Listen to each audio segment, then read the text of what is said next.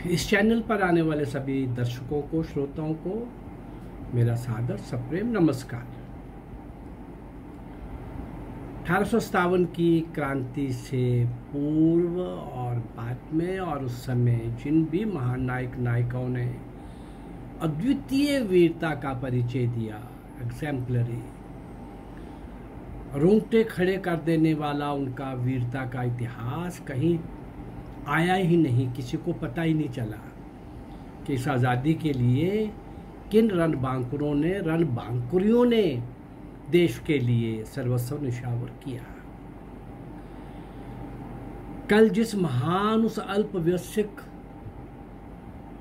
बच्ची ही कहना चाहिए, काम यद्यपि बहुत बड़े किए, परंतु ऐसी कुमारी मैना को जब वो कर्नल हे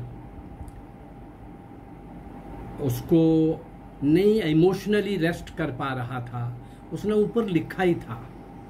ऐसा नहीं उसने इनकार कर दिया था कि मैं नहीं करूँगा, क्योंकि उसकी बेटी की वो सहेली थी, फ्रेंड थी, और इसकी बेटी का निधन हो चुका था। इसने ऊपर जस्ट लिखा कि भाई इसको मार के हम क्या करेंगे, और इसको हम छोड़ देते हैं, जिसको जहाँ जाना है चली जाए, बाकी किले को हम उड़ा देते हैं, किले को हम अपने कब्जे में कर लेते हैं।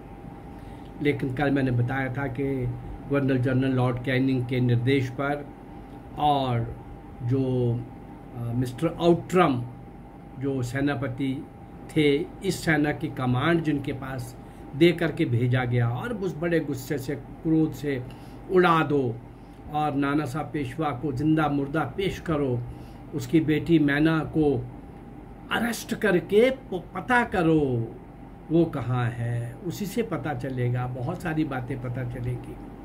कल के एपिसोड में मैंने बताया था कि किस प्रकार से मिस्टर हे का वो जो इमोशनली एक थोड़ी देर रुकना था और ऊपर अपने बॉस को इन्फॉर्म करना था, वो भी उसके लिए ब्रिटिश गवर्नमेंट के अंदर, हाउस ऑफ लॉर्ड्स के अंदर, हाउस ऑफ कॉमन्स के अंदर, लॉर्ड इसका जनरल हे का कैसे वहाँ पर उसकी आलोचना हुई, और यहाँ तक कहा गया कि वो सारी उम्र इस बड़ी आयु में भी वो ब्रिटिश गवर्नमेंट का एम्प्लॉय होते हुए, लॉयल सेनापति होते हुए उसने हुक्म नहीं माना, उसने ऑर्डर नहीं माना। इस प्रकार का वहाँ पर पार्लियामेंट के अंदर भी और बाहर भी, और मैंने टाइम्स में क्या लिखा गया पेपर, वहाँ के न्यूज़पेपर, इस सब के बारे में भी आपको बताया था। ये सब जो था, यानी वो हे के लिए बहुत, हे के लिए ये कलंक की बात है, हे ने बदनाम कर दिया है, हे ने अपने सारे जीवन की वफादारी को दांव पर लगा दिया है, वगैरह वगैरह। और वो क्या कन्या से क्या प्रेमालाप हुआ, क्या उनके साथ बात हुई, वो बहक गया, इस ऊट पटांग, इवन उसके कैरेक्टर असैसिनेशन की बात तक भी और होने लगी। उसको तो हे को उसी कन्या के सामने फांसी पर लटका देना चाहिए। नाना साहब को पकड़वाने वाले को 1 लाख रुपया इनाम दिया जाएगा, और उसकी घोषणा करती। और आउट्रम ने ये सोचा कि कुमारी मैना ही सबसे बढ़िया सोर्स हो सकता है, नाना साहब को पकड़वाने का एकमात्र, उसको तो पता ही होगा, उसी को पकड़ के पता लगाया जा सकता है। और इसलिए आउट्रम ने मैना को कानपुर वो ले आया, बिठूर से कानपुर किले में रखा, और उसको तरह तरह के उसके ऊपर लालच, सबजबाग, अत्याचारों की ऐसी कड़ी आरंभ हुई जो खत्म होने का नाम ना ले।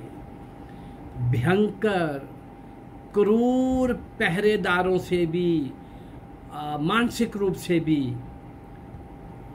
हर प्रकार से उसको इतना टॉर्चर किया गया, इतना टॉर्चर किया गया कि बताना भी कठिन है। आखिर में आउटक्रम ने जब उसने कुछ भी बताने से इनकार कर दिया, एक से बढ़ के एक यातनाएं उसको दी जाने लगी, फिर भी वो कहीं से भी कुछ बोल नहीं रही थी। तो सारी सीमाएं लांघ करके आउटक्रम ने क्या किया, एक बड़ी कठोर कार्रवाई की, लकड़ी की एक चिता तैयार करवा दी और सैनिक को कहा गया कि इस चिता को आग लगाओ। चिता को आग लगी हुई है और इसको 2 लोग पकड़ के 4 लोग पकड़ के उठा के उस अग्नि में, जलती चिता में डाल रहे हैं। ये वीरांगना वहां पर संघर्ष कर रही है, किसी तरीके से अधजली, जख्मी, हर तरह से झुलस गई हुई चिता से जंप करके बाहर आती है। फिर इसको पूछा जाता है कि अब तो इसको बहुत पेन हो रही होगी, अब तो पराकाष्ठा की पीड़ा है, जल चुकी है, झुलस चुकी है, अब तो ये कुछ बोल ही देगी, बता ही देगी। और वो आखिर में जब आधी जली हुई थी और फिर दोबारा से टॉर्चर करके पूछा जा रहा था, कल्पना करिए जरा, अल्पवयस्क लड़की और इस प्रकार का कठोर दंड। और जब वो उसने कहा कि भाई इतना ही बोल पाई, मैं आपको कुछ भी बताऊंगी नहीं। वो हैरान थे कि इतना सारा क्रूरता की सारी सीमाएं लांघ जाने के बाद भी, इतना भयंकर क्रूअल, इतना सब करने के बाद भी अग्नि के शोलों के ऊपर फिर से इसको उठा के उसमें डाल दिया गया। अधजली का बाहर आना और फिर से उसमें जिंदा को फिर अग्नि में डाल देना, जरा कल्पना करिए।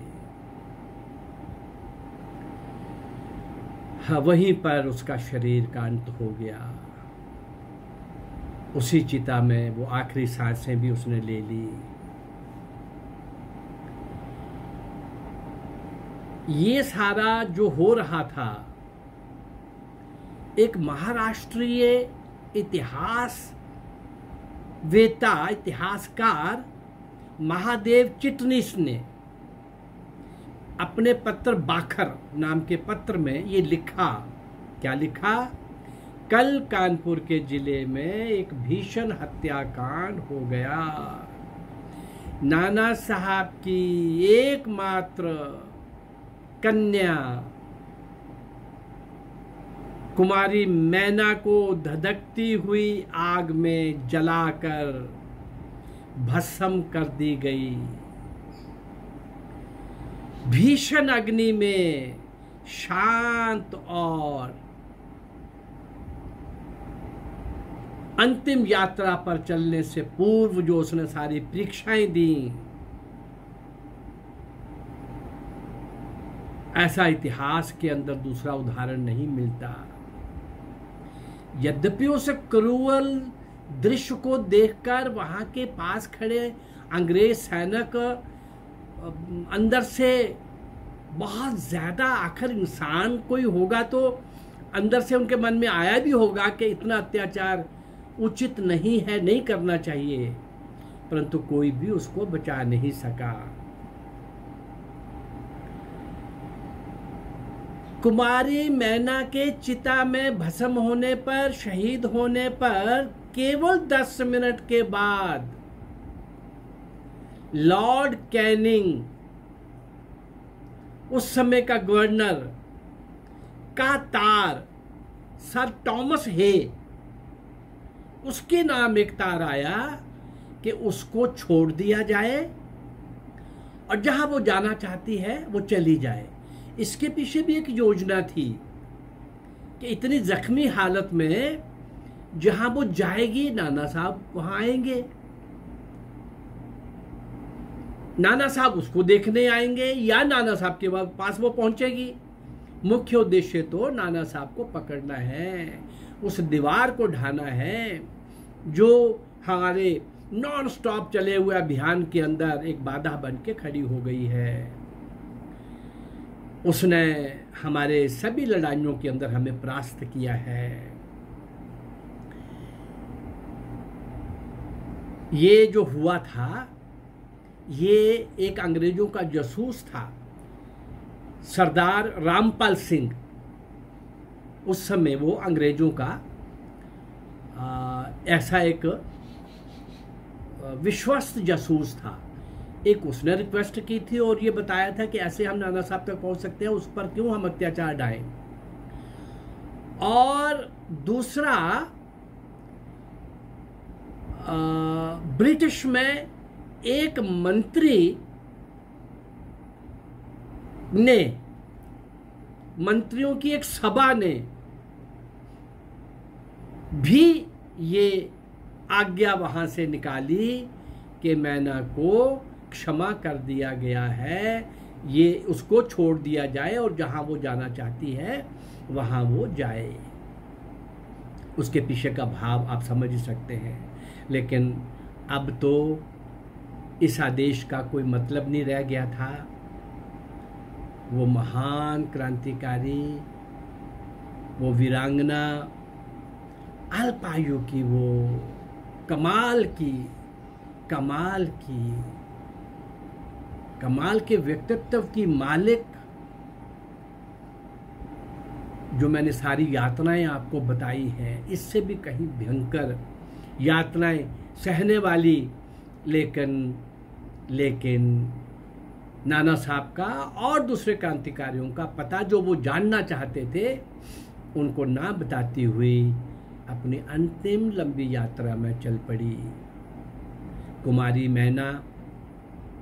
कुमारी मैना का ये इतिहास उस समय सारे देश के अंदर जहाँ जहाँ भी, आज वाले साधन नहीं थे कम्युनिकेशन के, लेकिन तो भी सूचनाएं तो आदान प्रदान होती थी। देश के क्रांतिकारियों ने सुना, वो क्रुद्ध हुए। देश के नौजवान ने सुना, वो क्रुद्ध हुए।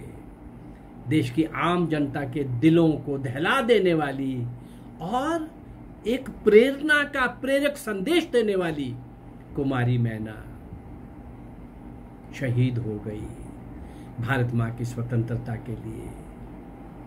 इतने बड़ी अंग्रेज सत्ताशाही से मुकाबला करते हुए, उनके आगे ना झुकते हुए, घुटने ना टेकते हुए, पीठ ना दिखाते हुए, साहस के साथ, बहादुरी के साथ, हिम्मत के साथ, वीरता के साथ, शौर्य के साथ अपनी अंतिम यात्रा में जाने वाली कुमारी मैना को हमने आज स्मरण किया। ऐसे बहुत से वो लोग, कुछ मैं आपके सामने ला सका हूं, कुछ मैं लाने जा रहा हूं। और जब ये 190 वर्ष का कार्यकाल अंग्रेजों का समाप्त हो जाएगा, तब तक मेरी लगभग 200 वीडियोस हो चुकी होंगी, 200 से भी ज्यादा। उसके बाद हम ऊपर से नीचे जाएंगे, आगे से पीछे जाएंगे। 1757 से 1947, 190 वर्ष का ये जो लिया है, उसके पीछे बस शिवाजी आरंभ हो जाएंगे। मुगलों के साथ उनका किस प्रकार का, कहाँ कहाँ, कैसे कैसे संघर्ष हुआ। शिवाजी ही नहीं, शिवाजी तो थे ही थे। अरे उनके साथ चलने वाले, कंधे से कंधा, कदम से कदम मिलाकर शिवाजी की एक आज्ञा पर अपना सर्वस्व न्यौछावर करने वाले, ऐसे वो अज्ञात अनसंग हीरोज। मैंने रानी झांसी के साथ वाली वो अजीनन और वो 2-3 उस प्रकार की उस टाइम की महिलाएं, उनके एपिसोड दिए थे। फिर उनका जिक्र कहीं ना कहीं आएगा, जिसमें महारानी झांसी को वहां से वैसा भेष बदल करके, वैसा एक बच्चे का पुतला पीछे रख करके उसको अपने पीठ में बांध करके तलवार लेकर के घोड़े पर चढ़ करके रानी झांसी को बोला कि आप निकलो, आपका निकलना बचना बहुत जरूरी है, मैं अंग्रेजों को तब तक संभालूंगी, लड़ूंगी। कितने घंटे वो अंग्रेजों के साथ लड़ती रही। अंग्रेज सोचते रहे कि हम महारानी झांसी के साथ लड़ रहे हैं। आखिर में उसको जब अरेस्ट किया गया, अरेस्ट करके जब वहाँ ले जाया गया तो किसी एक ने पहचान करके कहा ये महारानी झांसी नहीं है। तो अंग्रेज और क्रुद्ध हुए। उसके बाद उस महान क्रांतिकारी के साथ क्या हुआ, ऐसे अनेक नाम। गुरु गोविंद सिंह के टाइम, महाराणा प्रताप के साथ समय, उनके साथ जो अज्ञात ऐसे शूरवीर, क्रांतिकारी, देशभक्त, सर्वस्व निछावर करने वाले, वीरता के साथ लड़ने वाले, हिम्मत के साथ, साहस के साथ खड़े होने वाले, बड़ी बड़ी सेनाओं के सामने थोड़ी सेनाओं को लेकर के मुकाबला करने वाले, ऐसे उन सब लोगों ने जो कार्य किया, मैं उनको आपके सामने ला रहा हूं। हाँ, मैंने ये कहा था कि बार बार याद कराना पड़ता है कि हमें कहा गया कि आज़ादी हमें नेहरू और गांधी से मिली। इतना ही काफ़ी है। हमें समझना चाहिए कि आज़ादी के लिए कौन लोग शहीद होते रहे। इनकी तो VIP जेलें थी दोनों की, अंग्रेज़ की एक लाठी नहीं खाई। लेकिन इनके संबंध में मैं समय समय पर पहले भी बोलता रहता हूँ। आज इतना ही। कुमारी मैना को स्मरण करते हुए आज हमने श्रद्धांजलि दी, स्मरण किया। मेरे ये वीडियोज़ अगर आप शेयर करते हैं तो ये बहुत लोगों तक संदेश जाएगा, पता चलेगा हमारे वास्तविक इतिहास का। ये नया इतिहास लिखने की योजना भी बनेंगी तो भी तो उनके पास कुछ चाहिए। शायद मेरी ये 200-300-400-500 वीडियोस नए इतिहासकारों को के सामने उनके काम आ जाएं। वो उस इतिहास में ये नाम, इन घटनाओं के साथ, इन वीरताओं के साथ, शौर्य के साथ, विलक्षण व्यक्तित्व वाली ये महान नायक और नायिकाएं, वो इतिहास में इनको देने में सफल हो जाए। तो मेरा ये अगर प्रयास आपको अच्छा लग रहा है तो मेरे इस चैनल को लाइक करिए, सब्सक्राइब करिए और शेयर करिए। नमस्कार, जय भारत, धन्यवाद।